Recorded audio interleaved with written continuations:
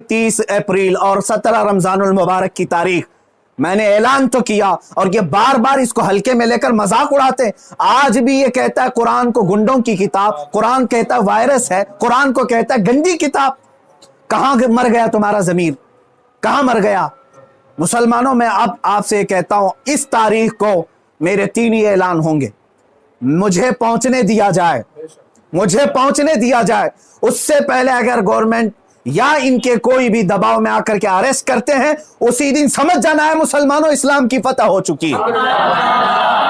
समझ जाना, मैं अगर अंदर होता हूं तो लाखों मुसलमानों के अंदर का ईमान बाहर आ जाएगा इंशाअल्लाह अज़ीज़। ये एक बात याद रख लेना। दूसरी बात, अगर इस तारीख से पहले हुकूमत इसे अरेस्ट नहीं करती, जो रोजाना आज तक खुलेआम इस तरह की गुस्ताखियां कर रहा है, हद हो गई, हद हो गई। यहां पर होम मिनिस्टर पर कोई टिप्पणी करे तो जेल में चला जाए, और यह मुसलसल 1.5 महीने से मुगल्लजात बक रहा है, पखाना उगल रहा है, और कोई कुछ नहीं करता, इसको पूछता तक नहीं इसको।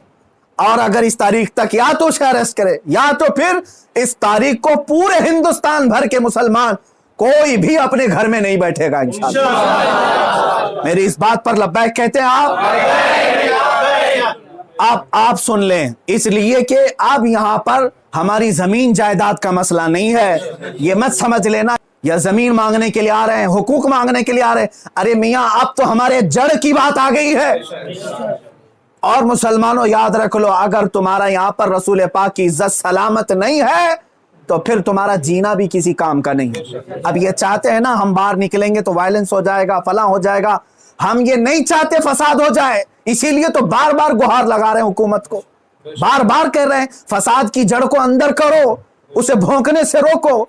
नहीं सुन रही है। और इससे भी आप समझ जाना है मुसलमानों, हुकूमत की मंशा यही है कि आप ये पूरे हिंदुस्तान में फसाद कराना चाहते हैं, पूरे हिंदुस्तान को जलाना चाहते हैं, वरना ऐसे पाखंडियों को खुलेआम नहीं छोड़ते।